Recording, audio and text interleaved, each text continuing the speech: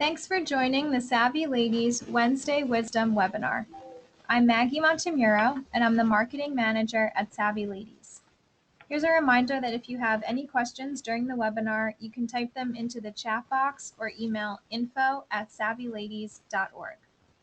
Today's presenter is Liz Wolfe, motivational speaker, corporate trainer, and executive coach certified by the Leadership Training and Development Group.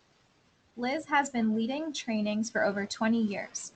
She has reached thousands through her online abundance meditation and videos and has published dozens of articles on self-development, transformation, and prosperity. Liz leads workshops and retreats about awakening your creative and abundant self. Thanks for being with us today, Liz, and I'll hand it over to you. Well, great. Thank you so much, Maggie. I really appreciate the opportunity to participate with you all on this call, and thank you to everyone that's here. Assuming that you can hear me okay, and Maggie will be, of course, monitoring those chat and emails so you can put any questions that you have in along the way in there. The presentation will be scheduled for a half hour. I'm willing to stay on if we have extra questions at the end. I still have some time, so I welcome you to stay on to the end of our presentation, and we'll get any questions answered. So I always like to start with this particular quote here, which is from a man named Robert Benchley. This was written actually probably 50 years ago, but still appropriate in this moment, that anyone can do any amount of work, provided it isn't the work he's supposed to be doing at that moment. So I'm wondering if you can relate to that. I'm not sure if there's a group chat option, but if there is, you can feel free to chat with each other during this. So I know that what I have found about myself and most of the people that I work with is that it isn't that you aren't doing things, it's that you're doing all kinds of work that may or may not be productively creating what you want. So as an abundance breakthrough coach, which is what I call myself for the past 20 years, what I do is I've been helping people to create breakthrough results in their businesses and in their lives. And one of the ways that I do that is because I've seen with the people that I work with, whether it's an entrepreneur or a mom or someone who's a corporate professional, is that sometimes you feel stuck and you're not sure why. And that's why I do the work that I do, because it drives me crazy that people feel stuck and they don't accomplish their goals and their dreams because of bad information about what it takes to get what you want. So you'll see as we go through this presentation here today that I'm a bit unconventional in what I believe will get someone unstuck. I think that there's some historical beliefs and cultural beliefs on what it means to be productive, and we're trying those things and they're not working. So I feel like when you have the freedom to get unstuck, that you'll stand in your power, and then that is what has you live the life that you love. So that's why I do the work that I do. So let me get here to the next slide. That's me. I'm Liz Wolfe. Two interesting facts about me. One is I actually grew up on a sheep farm, which is pretty funny if you consider what my last name is, and don't worry, I've already heard all the jokes. And another is I have a passion, which is playing the ukulele. So both of those things may seem unrelated, but I actually, I learned a lot growing up on the sheep farm. And playing the ukulele is something that I put off doing for many, many years until I finally realized that it was a matter of following some of these principles that we're going to be talking about today. And now I love to play the ukulele. So that's just some side interesting notes about me. And what I want to do is I want to start with a story that I have about, that I call the invoice story. So as Maggie mentioned, I've been working in the corporate world at various times in my life. And about 12 years ago, I was doing a lot of work for one company. And the way that I billed, I was an independent consultant, and the way that I billed was I tracked my hours that I worked at the organization and what I did. So let's say I worked for an hour on project A, I would write that down, worked for an hour on project B, and then at the end of the month, I would compile all of those notes together, and I would create an invoice. And it was a lot of work. It was a lot of work to track it during the day. It was a lot of work to put on my notes weekly, and it was a lot of work to generate that invoice monthly. So what I would do is I would set aside Saturdays to work on this. And so I would go in. I had my own business, so I had my own office space, and I would go in on a Saturday morning at sometimes as early as like 8 a.m. and get this process started. And I don't know about you, but I just don't feel as productive unless my desk is cleared off. So I would start at 8 a.m. and I would start by clearing off my desk. Now, I don't know about you, but my desk can be pretty messy, and so sometimes that alone would take me the entire day. And I would get to the end of the day, and maybe I had plans in the evening or whatever, and I wouldn't have the invoice done. I would have a clear desk, and that felt good, but I didn't have that invoice done. So this would go on and on and on, and finally what happened was December came around. And I got an email from the company that I was working for that all of the invoice had to be submitted by a certain date, or there was going to be some problem with the payment. So I was at this point forced, and this is what happens with us. See if you can relate to this. So when there's no deadline, it just seems like we have plenty of time and we can do it later. But when we have a deadline, many of us like kick into gear and get into action. So I had this deadline. So forget about a dirty desk. I sat down and I went through and I did all of my December invoice, which took me a few hours to do because I had to go back to my notes and, you know, you get the idea. So I got to the end of December of my invoice, and by the way, this represented thousands of dollars, okay? Thousands, not hundreds, thousands.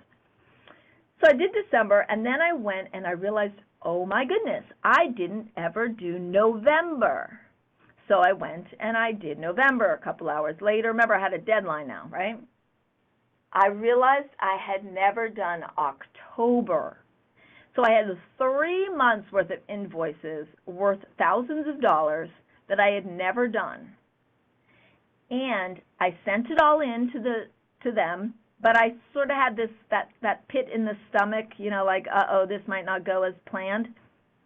And sure enough, because the invoices were so much and such a big amount of money all at once, it was brought to the notice of the man who was in charge of that department, and he started questioning my invoices. And as a result, they reduced my hours.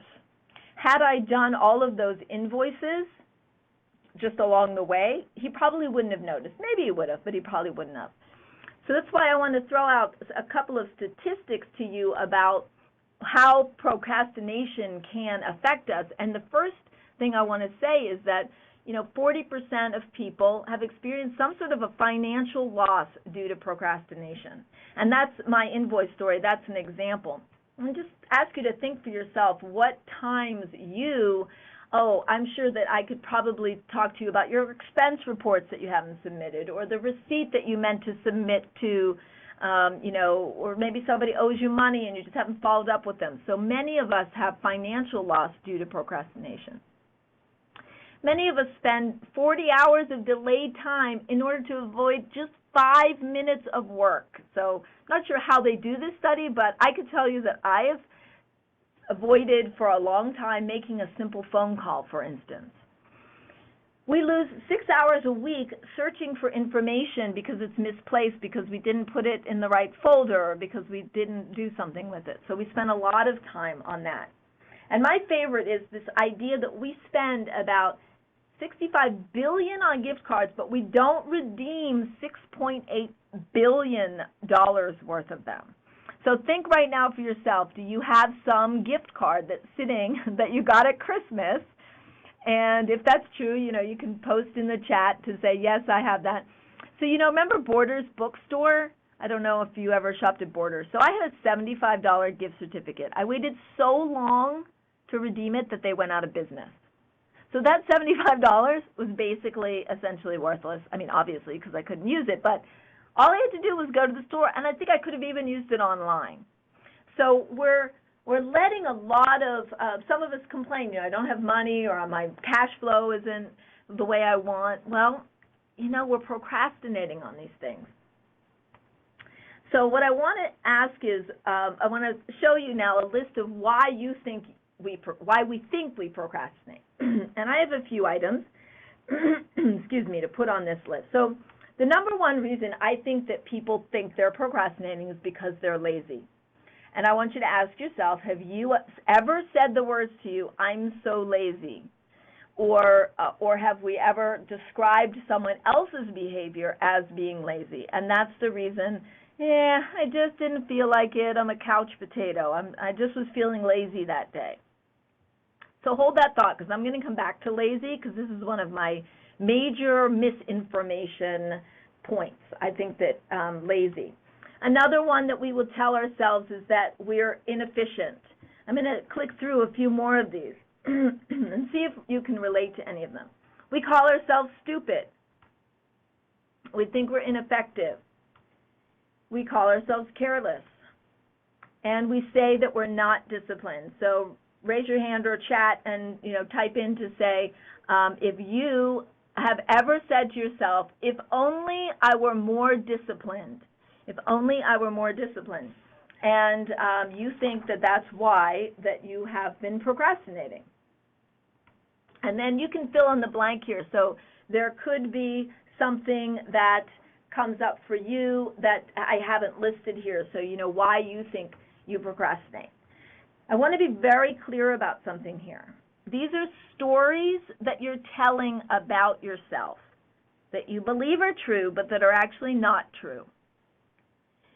The reason I know they're not true is because they're stories we made up about themselves, and they're always what's wrong with us. It's that inner critic that jumps in when we're not doing what we think we should be doing, and instead of addressing what the real issue is, we start calling ourselves names. So if you've ever called yourself a name, I can, as have I hear people say all the time, say things like, "I should have done it, but I was really stupid and I didn't." Or, just that self-talk. So I'm here to say that these are none of the reasons that you're procrastinating. So you can let all of that go. And we're going to look at how can we stop procrastinating. Now, you might not like this answer, but here's my answer of how you can stop procrastinating. You can't stop procrastinating. Because no matter what you're doing, you're not doing something else. So first of all, I want to start with this idea that we have this idea, and I think most, if not all of us on this call today are women, that we're supposed to somehow be superhuman, and we're supposed to be able to get it all done. So I love this example because no matter what I'm doing, even if it's what I say I want to be doing, I'm not doing something else. So I do a lot of workshops and seminars, and I do a lot of coaching calls, and sometimes those happen on the weekends. I have a training course called the Abundance Breakthrough Course. It's a weekend long, and I hold it in my house. I have a townhouse on West Harlem. So I kick my whole family out while I do this weekend. And I want to be doing that. That's me living my life purpose. But I'm not hanging out with my family when I'm doing that. And I'm not writing my book, and I'm not calling my father, and I'm not doing 1,000 other things that I'm essentially procrastinating on. So the idea is that I want you to think about moving from being busy, which is what I'm going to guess most of you feel, pretty busy, to what the idea we thought we were going to do, which is getting things done, to doing great things, living your life purpose, being free, and to be creating what you want. So I call myself a productive procrastinator because I'm always doing something. So this next list will show you that you're doing one of three things at any given moment. You're either doing nothing, you're doing something less important, or you're doing something more important. And so I want you to start thinking about making distinctions for yourself as to what you're doing. I'm going to bet that 9 times out of 10, you're not doing nothing. You're not doing nothing. You're doing something, but it's probably less important. And this form of procrastination, which is what I'm calling unacknowledged type B procrastination, it's dangerous because it doesn't feel like procrastinating. You're getting things done, they're just the wrong things. So going back to my invoice story as an example, my desk was clear at the end of the day. I love a clear desk, but I wasn't getting done the things that I said I was going to do. The most important thing, which was to submit my invoices so I get paid, for instance. So I want you to be thinking about this, and if you're taking notes, this would be a moment. I just want you to stop and think for a moment to ask yourself that question, okay? If I'm not beating myself up right now for what I'm doing, instead ask a more neutral question of yourself. The neutral question is this more important or less important? And that's what will help you to prioritize what you're up to. Now, I always like to use the example of doing dishes because many of us were taught not to go to bed with a sink full of dirty dishes. And, I mean, I know I have an Italian grandmother, and, you know, that was like sacrilege. You didn't go to bed with, dirty dishes. But if I have an hour at the end of the night to write my book or do my dishes, which one's more important? To write my book. The dishes are only going to just get more in the next day anyway. However, if my Italian grandmother is coming over in 15 minutes, I'm probably not going to use that 15 minutes to write my book. I'm going to go clean the dishes because that's what's important to her. So just as an example how you can use the same thing to prioritize for yourself. So I want to break down procrastination as to the reasons why I think that we are procrastinating. So the number one reason, or the first reason I should say, not that it's got any more important than the others, is when you're avoiding. So now let me figure out avoiding what. So you might be avoiding a fear of failure. You might be procrastinating because you're afraid if you do it, it won't work. And then there's those of us, of course, who have a fear of success as well. And I do realize, by the way, that I'm going through this relatively quickly so that we can have time for questions because it's already 20 after. I know you all have heard about this, fear of failure, fear of success, but it's a good question, again, if you're going to write down a question to ask yourself in the moment you're procrastinating, what am I avoiding? Some of us are avoiding this fear of wasting time. We're afraid that if we pursue something and we get to the end of it and it's not successful, that we would have wasted our time. And I don't believe that's possible. I think that if you're doing something like writing a chapter in a book that you want to write, or sitting down and starting an artwork or something, I'm using some creative ones as an example, you're never wasting that time. You're allowing the creative juices to flow. Many of us avoid doing stuff because we dislike the task. Who among us likes to do taxes? Probably not many of us, but that's why everybody's so crazy on, April 1st through 15th or whatever the deadline is, because we don't like doing it. Do we still have to do it? Yes, we do.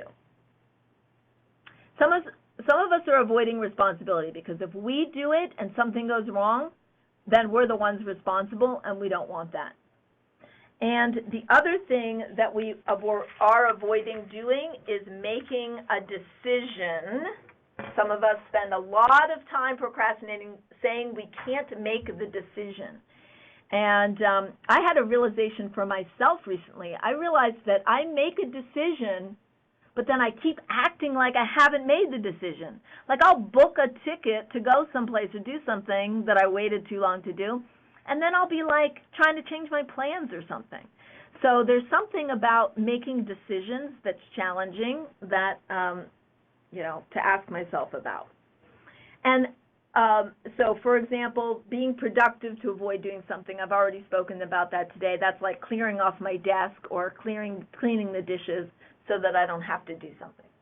So that's the first area that why we're procrastinating.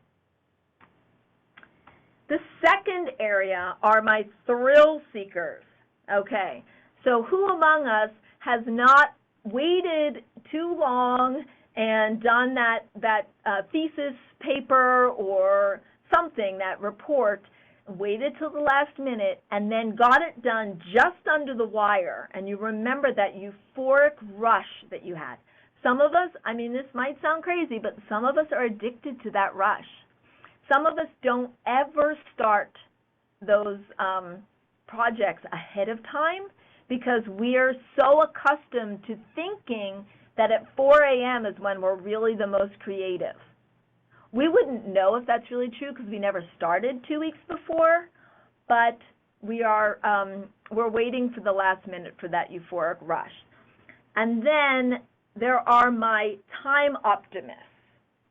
I am definitely a time optimist. These are the folks who think you have a lot more time to do something than you really do. So don't know if you ever saw the movie The Incredibles, but in the beginning of the movie, he is, Mr. Incredible is on his way to an important event, and if you've never seen it, I'm not going to spoil it for you what the event is, but he's on his way to an important event, and along the way there's all these people to save, and he's Mr. Incredible, so he's going to save the people. And he keeps looking at his watch as every time a new situation comes up, he keeps looking at his watch and he says, I've still got time, I've still got time, and so it, of course, ends up he didn't have time and something went wrong, and he ends up being late for this important event. So these are the people that go, I've still got time, and turns out you don't. One reason we wait to begin something is because there's no immediate reward. We want it to immediately, if you're starting something 2 weeks before, you don't feel the reward of it. When you do it later, you get to that reward quicker. Okay, now we have our perfectionists. So there's two ways that a perfectionist can procrastinate. One way is we think we're going to wait until we have the time to do it right. And the other one is waiting until you have the skill to do it right. So raise your hand or chat and say yes if you are a perfectionist.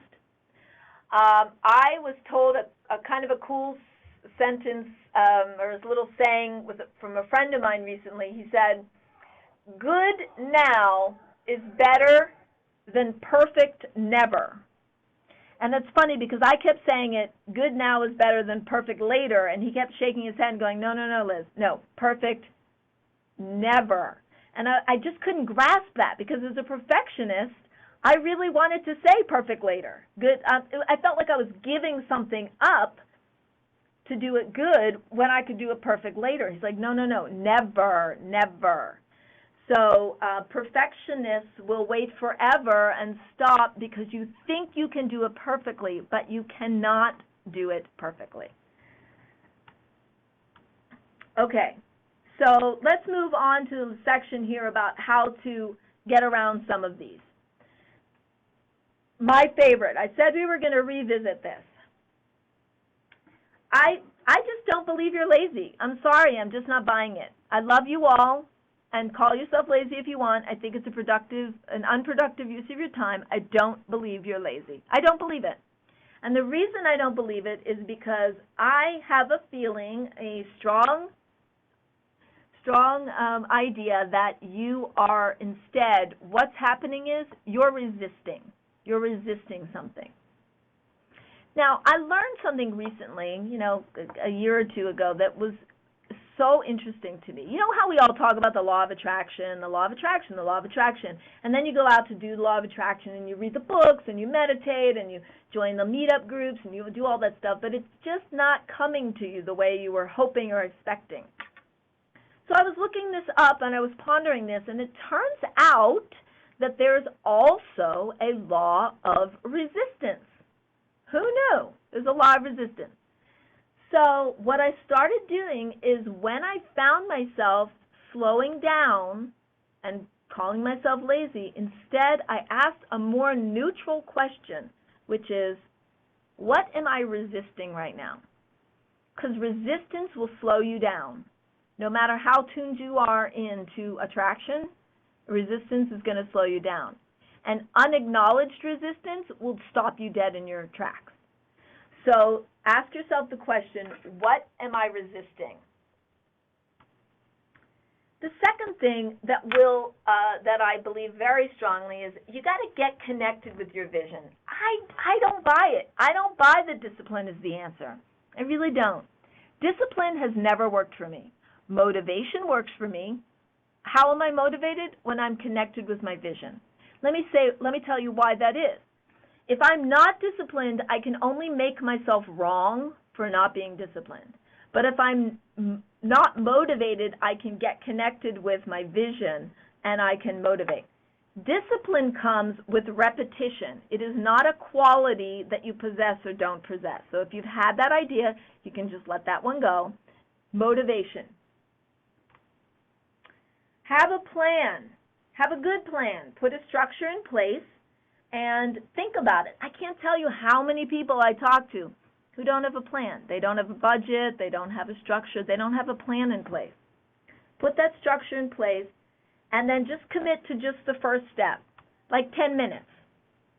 First step isn't write a chapter. First step is sit down and open your computer and type in a paragraph. That's the first step. You'll probably keep going. It's a good idea to keep yourself accountable by making a public commitment that has a deadline. And so if you want to go like Facebook, you can. I wouldn't do that. I would find someone who you know supports you. Don't call your mom if she's going to say no. Don't do that. Call somebody that's going to support you and make a commitment with a deadline. Realize perfectionism is fantasy and unobtainable. So there's no way to obtain it. It's perfect never. And so ask yourself, how perfect does it really need to be? And if it doesn't need to be perfect, get started and do it imperfectly. Now here's my favorite. One way to not procrastinate is to not do it at all. I can't tell you how many times for myself and other people that I have found out that people are languishing in something that's not finished that they don't even care about anymore. Like this one guy took 5 years to get his CPA license, and when I really talked to him, coached him through it, he was like, I don't really want to be a CPA. His mother wanted him to be a CPA. So let it go. If it's not, consider, is this something I really want to do? And if not, let it go. Or delegate it to someone else. So that was me speeding through all the slides. I hope that you were able to take some notes. Of course, we'll have this available to you. So I want to thank you for attending. I do have an ebook that's called Breaking the Bonds of Procrastination, and you can get to it through my website, abundance-prosperity.com. There's other resources there as well. So if you go to abundance-prosperity.com and look at the download section, there's a variety of them there that you could do. There's videos, there's other ebooks. And this will go into more detail on each one of these sections, so I would invite you to download that. And so now I am completely open to any questions that you have, and I am available to you. And thank you for listening for those of you who have to get off. Great. Thank you, Liz. I just wanted to let you know that we did have a lot of feedback during your presentation about perfectionism and why we think we procrastinate. A lot of people were agreeing with all the different reasons you had listed there. So a reminder, if you have a question now, you can type it into the chat or email info@savvyladies.org.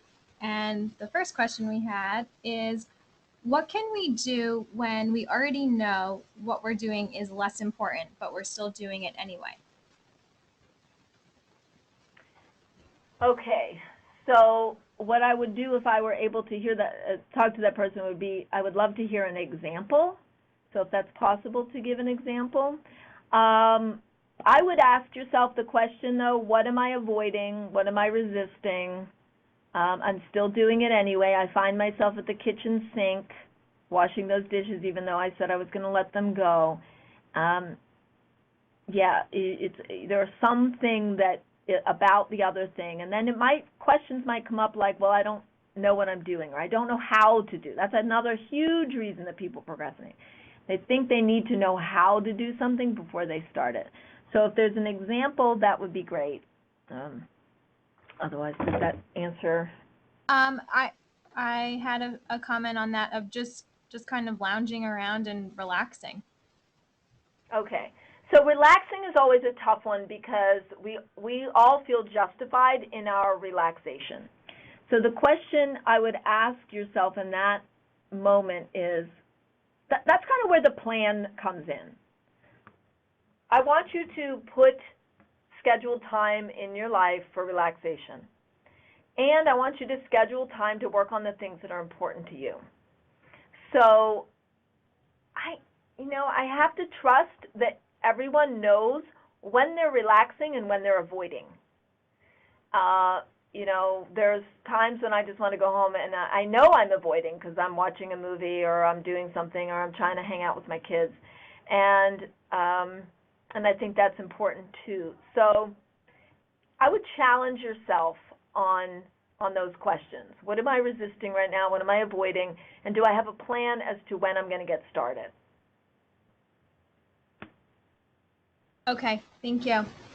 And the next question we had is, once you've identified what you're avoiding or resisting, is it just accepting that you'll still want to avoid it? Oh. Okay, well, so now's where commitment comes into play.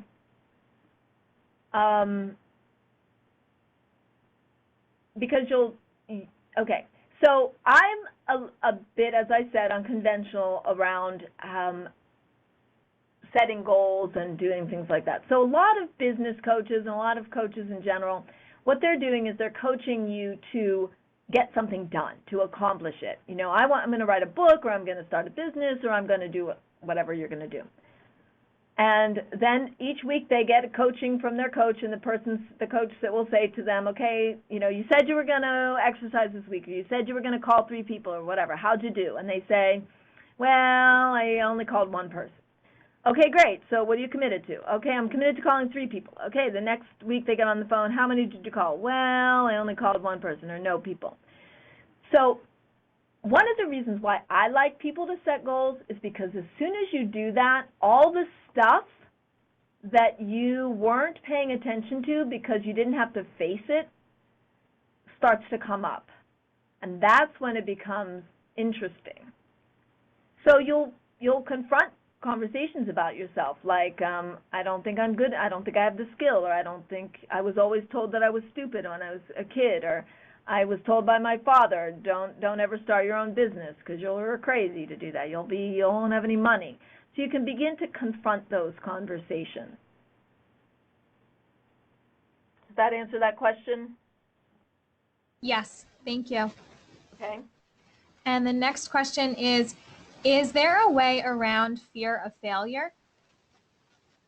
Yep, I got the way around fear of failure. There is no such thing as failure. Give up the idea of failure. Again, so what we do with all these fears, everybody, what we do is we try to stop being afraid. That doesn't work because you're going to have fear. There is no such thing as failure. Just give up that idea. I was a photography major in college. I never worked as a photographer for a single day in my entire life. I then moved on to wanted to be a rock star. And I'm not even smiling. It's true. I did want to be. I was a really good dancer. I have a great voice. I didn't know how to play the guitar. Now I know how to play the ukulele. I'm not a rock star. I went on to do desktop publishing. I had, I got 10 stories of things that I did that you could look back and go, that was a, quote, failure. I don't agree with that at all. I don't subscribe to that idea because every single one of those things that I did is contributing to what I am doing now. I have an art degree that helps me in my marketing materials. I was a singer. I can stand up in front of groups of hundreds of people, and I have no fear of that. I love to be in front of groups. So whatever it is along the way, it contributed. So stop thinking of yourself as a failure if you didn't do something that you said you wanted to do. Stop being afraid of it because it doesn't exist. Okay, thanks. Another question we have is, do you have any suggestions for what to do if you have so many professional commitments that you end up foregoing your personal commitments? Well, I would ask, yes. First of all, I can relate to that. I would ask yourself, I mean, again, if I was in a one-on-one coaching conversation, then I would ask you more about what those professional commitments are. For women, I think in particular, it's challenging to say no professionally because there's an expectation that we're working extra hard to keep up with our male counterparts. And I can tell you that men say no a lot easier and worry about it a lot less than women do. We're often afraid that if we say no, then something like we're not going to be asked to do the next thing. Now, I don't know if that's your reason or your example. So I would look in there to see how you can delegate, how you can ask for help. Another huge help, and things that people do not do, not just women, men also, don't ask for help. Ask for help and see what you can delegate and minimize and eliminate.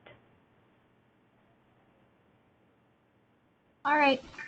Well, those were the questions we had. So I want to thank you, Liz, for a great presentation, and to let everyone know that we'll be sending out this link to download Liz's ebook. So I'd like to thank everyone who joined us today. We hope we'll see you again. And thank you again for everything, Liz. Yeah, thank you, everyone. Please download the book, but you can also contact me through the website if you would like to do that. If you have any other questions, I'm sure Maggie would be willing to forward them to me as well.